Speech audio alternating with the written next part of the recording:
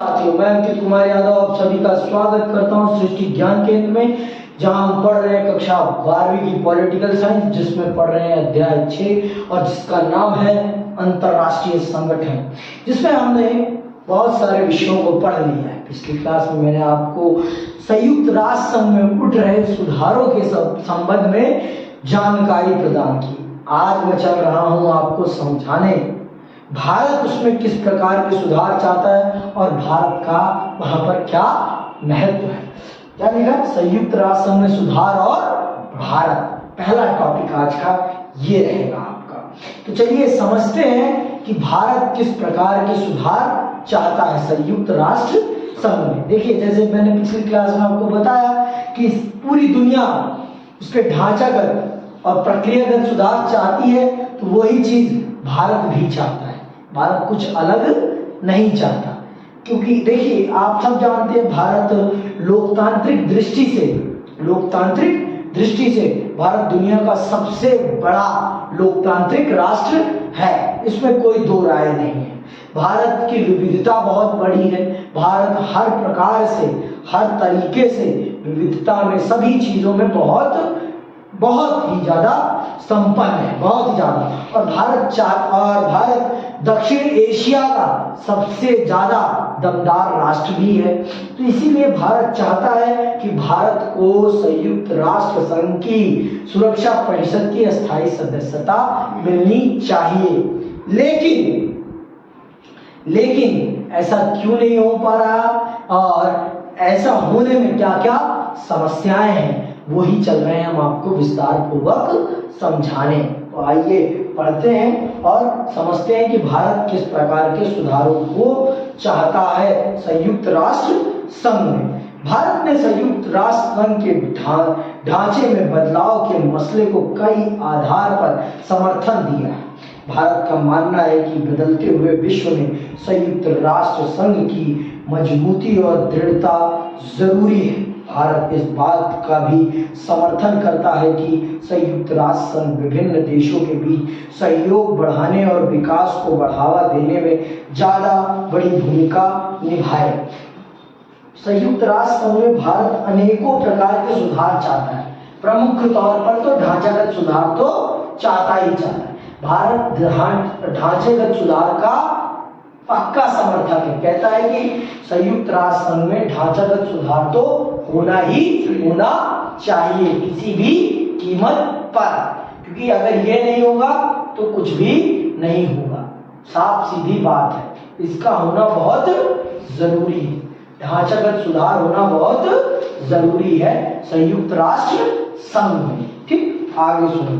और वो चाहता है कि अगर आपको दुनिया में अपने वर्चस्व को, अपनी शक्ति को प्रभावशाली बना के रखना है, दुनिया में सबको आपको महत्व देना पड़ेगा। अगर आप दुनिया में सबको महत्व नहीं देंगे, आपकी खुद ब खुद वैल्यू एक ना एक दिन खत्म हो जाएगी। तो अगर आप अपने आप को महत्वपूर्ण बनाकर रखना चाहते हैं, तो आपको भी दूसरों को महत्व देना पड़ेगा। अगर आप दूसरों को महत्व नहीं देंगे, तो दूसरे भी आपको महत्व नहीं देने वाले हैं। दूसरे भी आपको महत्व देने वाले नहीं है। साफ सीधी बात, नो बकवास, यही बात है, यही यहाँ पर बात कही जा रही है। आगे सुनिए आप। भारत का विश्वास है कि संयुक्त राष्ट्र संघ के एजेंडे में विकास का मामला प्रमुख होना चाहिए, क्योंकि अंतरराष्ट्रीय शांति और सुरक्षा को बनाए रखने के लिए यह जरूरी पूर्व शर्त है। भारत ये भी मानता है कि अगर विश्व में शांति बना के रखनी है, तो विकास को हमें प्राथमिकता देनी ही पड़ेगी। बिना विकास को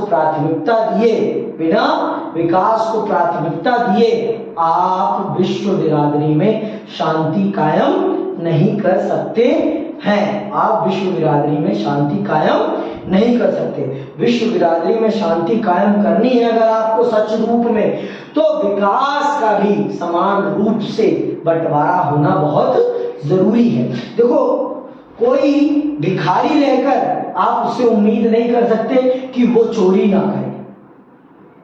भिखारी जो होगा वो अपने इस पेट की आग को भरने के लिए कोई ना कोई गलत रास्ता जरूर चुनेगा। कोई ना कोई गलत रास्ता जरूर चुनेगा।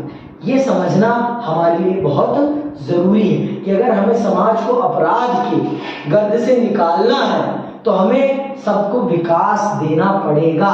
अगर विकास नहीं देंगे तो फिर कभी भी हम ये उम्मीद ना करें, कभी भी हम ये उम्मीद ना करें कि समाज में शांति कायम हो पाएगी, क्योंकि विकास ही वो सबसे बड़ा कारण है जिसके कारण समाज में अशांति फैलती है।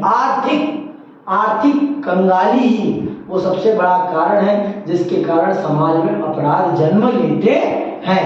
खुद बताओ, जो संपन्न है वो क्यों हथियार उठाएगा, क्यों उसे चस्का चढ़ेगा किसी को जान से मारने का? अगर उसके पास 2 वक्त की रोटी और उसके बच्चे चैन सुख से खा पी रहे हैं तो उसे क्या जरूरत है किसी की हत्या करने का, लूटपाट करने का? है उसे जरूरत? नहीं है। तो यही बात है। तो इसीलिए भारत समझता है कि संयुक्त राष्ट्र संघ को अपने मुद्दों में विकास को भी प्राथमिकता देनी चाहिए। भारत ये भी समझता है कि संयुक्त राष्ट्र संघ को शांति युद्ध के अतिरिक्त विकास के मुद्दे पर भी काम करना चाहिए। आगे सुनिए। भारत की एक बड़ी चिंता सुरक्षा परिषद की संरचना को लेकर है। सुरक्षा परिषद की सदस्य संख्या स्थिर रही है, जबकि संयुक्त राष्ट्र संघ की आम सभा में सदस्यों की संख्या खूब बढ़ी है। भारत कहता है कि जिस प्रकार से संयुक्त राष्ट्र संघ की आम सभा में सदस्यों की संख्या बढ़ रही है, उसी प्रकार से सुरक्षा परिषद की भी सदस्य संख्या में बढ़ोतरी होनी चाहिए। जो इसमें स्थिरता बनी हुई है ये आज के विश्व के लिए कदापि सही नहीं है। अगर हम आज के विश्व को सही रास्ते पर, आज हम संयुक्त राष्ट्र संघ को एक सही दिशा में विश्व के लिए काम करता हुआ देखना चाहते हैं तो इसकी सुरक्षा परिषद में भी सदस्यों की संख्या बढ़ाई जानी चाहिए, ये भारत कहता है। आगे सुनो। भारत का मानना है कि इससे सुरक्षा परिषद के प्रतिनिधित्व मूलक चरित्र की हानि हुई है। हानि क्यों हुई है? क्योंकि वो अपने सदस्य संख्या की बढ़ोतरी नहीं कर रहा है, जिस कारण से उसके लोकतंत्रात्मक पक्ष पर बहुत बड़ा धब्बा लगा। सच्चाई है भाई, आम सभा तो लोकतंत्रात्मक पक्ष पर चल रही है, लेकिन सुरक्षा परिषद एक डिक्टेटरशिप के रास्ते पर चल रही है। डिक्टेटरशिप ही तो है। ये 5 देश चाहेंगे तो कुछ हो जाएगा और ये 5 देश नहीं चाहेंगे तो किसी भी विषय को वहीं रोक दिया जाएगा, चाहे उनमें से एक ही क्यों चाहे। अगर एक को वो चीज पसंद नहीं है तो वो फिर काम नहीं हो सकता, चाहे पूरी दुनिया को काम पसंद क्यों ना हो। तो ये क्या है? एक तरह से डिक्टेटरशिप ही है। भारत का तर्क है कि परिषद का विस्तार करने पर वह ज्यादा प्रतिनिधि मूलक होगी और इससे विश्व बिरादरी का ज्यादा समर्थन मिलेगा।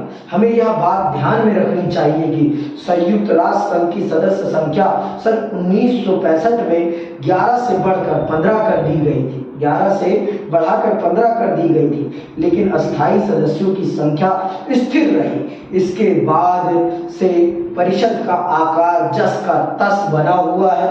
यह भी एक तथ्य है कि संयुक्त राष्ट्र संघ की आम सभा में ज्यादातर विकासशील सदस्य देश हैं। इस कारण सुरक्षा परिषद के फैसलों में उनकी भी सुनी जानी चाहिए, क्योंकि इन फैसलों का उन पर प्रभाव पड़ता है। जैसा कि आप जानते हैं, संयुक्त राष्ट्र संघ की सुरक्षा परिषद में कौन है? सारे के सारे विकसित देश हैं, लेकिन संयुक्त राष्ट्र संघ की आम सभा में ज्यादा देशों की संख्या किसकी है? विकासशील देशों की। तो आप ये बताइए, हमारे लिए डिसीजन लेने वाले आप कौन होते हैं? आप कौन होते हैं हमारे लिए डिसीजन लेने वाले? हमारे लिए डिसीजन लेने के लिए हमारे पास भी तो अधिकार होना चाहिए। और भारत यही कह रहा है कि अगर हमें सुरक्षा परिषद को सही रूप में एक अंतरराष्ट्रीय संगठन का प्रारूप देना है तो इन विकासशील देशों को भी संयुक्त राष्ट्र संघ की सुरक्षा परिषद में सदस्यता मिलनी चाहिए, क्योंकि ये अपने फैसलों को ये खुद नहीं ले पा रहे हैं और आपके हर फैसले का इन पर प्रभाव पड़ रहा है। तो अगर इनके आपके फैसलों का इन पर प्रभाव पड़ रहा है तो इनको अपने फैसले लेने का मौका मिलना चाहिए। यही भारत कह रहा है कि आपके हर फैसले का फर्क हम पर पड़ रहा है तो हमें भी तो मौका दीजिए ना कि हम अपने लिए सही गलत का चयन करें, सही गलत का चयन करें। हमें भी सदस्यता, अस्थायी सदस्यता दी जाए जिससे कि हम तय करें हमारे लिए क्या सही है और क्या गलत है। आप तो विकसित हैं, आप पर वो डिसीजन उतना फर्क नहीं डालेगा जितना कि हम पर डालेगा। जैसे कि संयुक्त राष्ट्र संघ में कुछ ऐसे भी पर्यावरण संबंधित विषय उठे हैं कि जो आपके फॉसिल फ्यूल्स हैं उनका यूज बंद किया जाए, उनका यूज बंद किया। अब आप तो विकसित हो गए हैं, आपके पास हायर टेक्नोलॉजीज हैं, आप अपने लिए फ्यूल के तरीके और इजाद कर सकते हैं, लेकिन हम तो अभी हमारे पास उतनी ब्रिलियंट टेक्नोलॉजी नहीं है ना, तो हमें तो अभी भी फॉसिल फ्यूल्स पे चलना है। तो आप कौन होते हैं हमारे लिए डिसीजन लेने वाले? हमें हमारा डिसीजन लेने का अधिकार खुद मिलना चाहिए, ना कि आप हमारे लिए डिसीजन लें। यही कहना है किसका? यही कहना है आपके संयुक्त राष्ट्र संघ का, मतलब भारत का कहना है संयुक्त राष्ट्र संघ के लिए कि अगर संयुक्त राष्ट्र संघ को ज्यादा प्रतिनिधित्व मूलक बनाना है तो उसमें उसके ढांचे में सुधार करना बहुत जरूरी है। अगर हम उसके ढांचे में सुधार नहीं करेंगे तो हम कभी भी कुछ भी सही ढंग से नहीं कर पाएंगे पूरी विश्व बिरादरी के लिए। ठीक, आगे सुनो। भारत सुरक्षा परिषद के अस्थायी, अस्थायी और अस्थायी दोनों ही तरह के सदस्यों की संख्या में बढ़ोतरी का समर्थन करता है। भारत दोनों तरह, अस्थायी सदस्यों की संख्या भी बढ़नी चाहिए और स्थायी सदस्यों की भी संख्या बढ़नी चाहिए, भारत ऐसा कहता है। भारत के प्रतिनिधियों का तर्क है कि पहले कुछ वर्षों में सुरक्षा परिषद की गतिविधियों का दायरा बढ़ा है। सुरक्षा परिषद के कामकाज की सफलता विश्व बिरादरी के समर्थन पर निर्भर है। इस कारण सुरक्षा परिषद के पुनर्गठन की कोई योजना व्यापक धरातल पर बननी चाहिए। मिसाल के लिए उसमें सभी की अपेक्षा ज्यादा विकासशील देश होने चाहिए। इसीलिए भारत कहता है कि अगर आपके फैसलों का हम पर प्रभाव पड़ रहा है और दुनिया में ज्यादा विकासशील देश है तो विकासशील देशों की भी नुमाइंदगी होनी चाहिए संयुक्त राष्ट्र संघ की सुरक्षा परिषद के अस्थायी सदस्यों में। यही भारत कह रहा है संयुक्त राष्ट्र संघ की सुरक्षा परिषद में कि विकासशील देशों को भी सुरक्षा परिषद की अस्थायी सदस्यता मिलनी चाहिए, क्योंकि आपके फैसलों का ज्यादा से ज्यादा प्रभाव किन पर पड़ रहा है? विकासशील देशों पर। तो हम पर पड़ने वाले प्रभाव को हम ही निर्धारित करेंगे। आप कौन होते हैं निर्धारित करने वाले हमारे ऊपर होने वाले प्रभावों को? यही भारत कह रहा है, यही भारत कह रहा है विश्व बिरादरी में। आगे सुनो। आश्चर्य नहीं कि भारत खुद भी पुनर्गठित सुरक्षा परिषद में एक अस्थायी सदस्य बनना चाहता है। भारत विश्व में सबसे बड़ी आबादी वाला दूसरा देश है, अब तो पहला हो गया है। भारत में विश्व की कुल जनसंख्या का 1/5 हिस्सा निवास करता है। इसके अतिरिक्त भारत विश्व का सबसे बड़ा लोकतंत्र है। भारत ने संयुक्त राष्ट्र संघ की लगभग सभी पहलकदमियों में भाग लिया है। तो भारत इस प्रकार के ढांचागत सुधार के माध्यम से अपनी नुमाइंदगी कर रहा है कि हाँ, मुझे संयुक्त राष्ट्र संघ की अस्थायी सदस्यता मिलनी चाहिए सुरक्षा परिषद वाली। अगर संयुक्त राष्ट्र संघ की सुरक्षा परिषद के सदस्यों में पुनर्गठन होता है तो उसमें मेरी नुमाइंदगी सबसे पहले होनी चाहिए, क्योंकि मैं दुनिया का सबसे बड़ा जनसंख्या वाला राष्ट्र हूं, सबसे ज्यादा लोकतांत्रिक हूं और इसलिए मुझे मिलनी चाहिए सदस्यता। पर मैं ज्यादा इंटरेस्टेड हूं, मेरा ओपिनियन अगर माना जाए, मैं ज्यादा इंटरेस्टेड नहीं संयुक्त राष्ट्र संघ की सदस्यता के लिए। मुझे लगता है कि हमें भी जापान के पद चिन्हों पे चलना चाहिए, हमें अपने देश को बेटर बनाना चाहिए, ना कि संयुक्त राष्ट्र संघ की सदस्यता के लिए भटकना चाहिए। मेरे लिए संयुक्त राष्ट्र संघ की सदस्यता मतलब जीरो। आप खुद जानते हो संयुक्त राष्ट्र संघ सिर्फ पैसे के बल पर चलने वाला संगठन है, और जब जिसके पास पैसा होगा उसके पास संयुक्त राष्ट्र संघ की पूरी पावर होगी। तो अगर हम आर्थिक रूप से कैपेबल हो जाएंगे तो हम खुद ब खुद संयुक्त राष्ट्र संघ जैसा एक नया संगठन खड़ा कर सकते हैं। समझ में आई बात? तो मुझे ज्यादा इंटरेस्ट नहीं है, पर जो बहुत बड़े ज्ञानी लोग हैं, जो राजनीतिक विशेषज्ञ हैं, वो कहते हैं कि भारत को अगर संयुक्त राष्ट्र संघ की सुरक्षा परिषद में अस्थायी सदस्यता मिलेगी तो भारत का राजनीतिक कद बढ़ेगा, है भी बढ़ेगा भी। लेकिन मेरे दृष्टि में हमें अपने विकास पर ज्यादा फोकस करना चाहिए। हमें अपनी जनता को इतना कैपेबल बनाना चाहिए कि हमें किसी और से किसी भी प्रकार की जरूरत ना पड़े। मैं ये चाहता हूँ, ये मेरा ओपिनियन है। आप यहाँ पर भारत के जो राजनीतिक विशेषज्ञ हैं वो मानते हैं कि भारत को अस्थायी सदस्यता मिलनी चाहिए, इससे भारत का राजनीतिक कद बढ़ेगा विश्व बिरादरी में। मैं तो मानता हूं कि भारत अगर अपने आप को आर्थिक तौर पर ज्यादा सशक्त कर लेगा तो पूरी विश्व बिरादरी अपने आप हमारे घुटनों पर आ जाएगी। मैं ये मानता हूं, ये मेरा ओपिनियन है, ठीक है।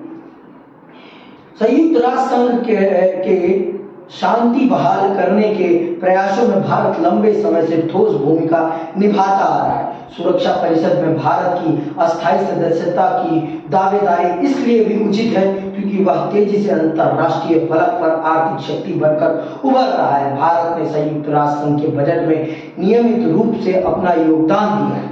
भारत और यह कभी भी अपने भुगतान से चूका नहीं है। भारत इस बात से आगाह है कि सुरक्षा परिषद में अस्थायी सदस्यता का एक प्रतीकात्मक महत्व भी है। इससे पता चलता है कि किसी देश का अंतरराष्ट्रीय मामलों में महत्व बढ़ रहा है। बस यही है, इसीलिए भारत अस्थायी सदस्यता चाहता है। भारत इसीलिए अस्थायी सदस्यता चाहता है क्योंकि इससे पूरी दुनिया को दिखाई पड़ेगा कि हाँ, भारत का राजनीतिक कद, राजनीतिक वैभव विश्व बिरादरी में बढ़ रहा है। आप ये कह सकते हैं कि ये एक दिखावा है, ये एक दिखावा है कि हाँ, हमारा विश्व बिरादरी में बहुत बड़ा रुतबा है। ये अपने रुतबे को दिखाने का एक तरीका है, बस और कुछ नहीं मेरे हिसाब से। और ज्ञानियों का अलग दृष्टिकोण हो सकता है, पर मेरा दृष्टिकोण ये है कि ये एक दिखाने का तरीका है कि हाँ भाई, हम भी ताकतवर बन गए हैं। मैं तो चाहता हूं कि मेरा देश अंदरूनी तौर से इतना ताकतवर हो जाए कि उसे दिखावा करने की जरूरत ना पड़े, दिखावा करने की जरूरत ना पड़े। जब कोई आए तो खुद ब खुद मुंह की खाए और उल्टा चला जाए। मैं तो ये चाहता हूं। मैं दिखावे की राजनीति में विश्वास नहीं करता, मैं दिखावे वाला राजनीति में विश्वास नहीं करता। और सच है भी, मैंने आपको पहले बता दिया, संयुक्त राष्ट्र संघ का अपना कोई महत्व नहीं है विश्व बिरादरी। हम जितना महत्व उसे देंगे उतना ही उसे महत्व मिलेगा। बिन जड़ का पेड़ है, बिन जड़ का पेड़ है, ये आप जान लीजिए। तो आगे सुनिए आप। किसी देश को अपने इस बढ़ी हुई हैसियत का फायदा किसी विदेश नीति में मिलता है। अगर आपकी साख एक ताकतवर देश के रूप में है तो आपका प्रभाव ज्यादा होगा। ये भी सच है, अगर आप प्रभावशाली हैं तो आपकी बात को कहीं भी काटा नहीं जाएगा। लेकिन मैं मानता हूं कि क्या यार, फालतू का ड्रामा करने की क्या जरूरत है। अपने देश को आगे बढ़ाओ। क्या संयुक्त राष्ट्र सब जानते हैं संयुक्त राष्ट्र क्या है? कुछ नहीं है। जब क्या कर पाता है? किसी के मैटर में कुछ बोल पाता है? कहीं नहीं बोल पाता। आप अपने आप को ताकतवर बना लो, इसकी हिम्मत नहीं है कि ये बोल जाए कुछ, इसकी हिम्मत नहीं है। और कोई भी देश फिर आपकी बात को काटेगा नहीं अगर आप आर्थिक रूप से सशक्त होंगे तो। आज की इस विश्व बिरादरी में आर्थिक सशक्तता ही सारी सशक्तता है। आर्थिक सशक्तता ही आपके सारी सशक्तता का मार्ग है, एक ही मार्ग है। आगे सुनो। भारत चाहता है कि वह संयुक्त राष्ट्र संघ की सुरक्षा परिषद में निषेधाधिकार संपन्न सदस्य बने, लेकिन कुछ देश सुरक्षा परिषद में भारत को अस्थायी सदस्य बनाने का विरोध करते हैं। सिर्फ पड़ोसी पाकिस्तान ही नहीं जिनके साथ भारत के संबंध दिक्कत तलब रहे हैं, बल्कि कुछ और देश भी चाहते हैं कि भारत को सुरक्षा परिषद में वीटोधारी अस्थायी सदस्य के रूप में शामिल न किया जाए। तो हमारे खुद के ही आस पड़ोस के लोग हमें नहीं चाहते कि अस्थायी सदस्यता मिले, तो कैसे मिल पाएगी? जब अपने ही आस पड़ोस के लोग आपका सहयोग ना करें तो फिर क्या होगा? आप बताओ मुझे। फिर तो आपका मिलना असंभव है। तो वही कारण है, भारत कितना भी चाहे पर भारत को मिल नहीं पाएगी। क्यों? क्योंकि पहले ही बहुत से खड़े हैं विरोधी कि भैया इनको नहीं मिलनी चाहिए, नहीं तो ये हम सबको बर्बाद कर देंगे। और जिसमें एक चाइना भी है, चाइना पहले से ही वीटोधारी है। वो जब भी भारत को सदस्यता मिलने के लिए प्रस्ताव आएगा, पहले ही वो कहेगा वीटो, हम नहीं देंगे भारत को, टीटो, चलो भारत का पत्ता हटाओ, दूसरा पत्ता लाओ। समझ में बात? तो भारत को वीटो शक्ति मिलना थोड़ा मुश्किल है। तो इसीलिए मैं कहता हूं हमें वीटो शक्ति नहीं, हमें अपनी शक्ति को मजबूत करना चाहिए। हमें अपने देश को मजबूत करना चाहिए, अपने देश की जनता को सशक्त करना चाहिए। बाहर में जाए वीटो, बाहर में जाए टीटो, हमें कोई फर्क नहीं पड़ता। मेरा ये कहना है, आप अपने हिसाब से इसको समझ सकते हैं, ठीक है? आपके लिए अलग नजरिया हो सकता है, ठीक? मैंने आपको बता ही दिया पूरा कि संयुक्त राष्ट्र संघ की कितनी औकात है पूरे विश्व बिरादरी में। मिसाल के लिए कुछ देश भारत के परमाणु हथियार को लेकर चिंतित हैं। कुछ और देशों का मानना है कि पाकिस्तान के साथ संबंधों में कठिनाई के कारण भारत अस्थायी सदस्य के रूप में अप्रभावी रहेगा। कुछ अन्य देशों का मानना है कि उभरती हुई ताकत के रूप में अन्य देशों मसलन ब्राजील, जर्मनी, जापान और शायद दक्षिण अफ्रीका को भी शामिल करना पड़ेगा।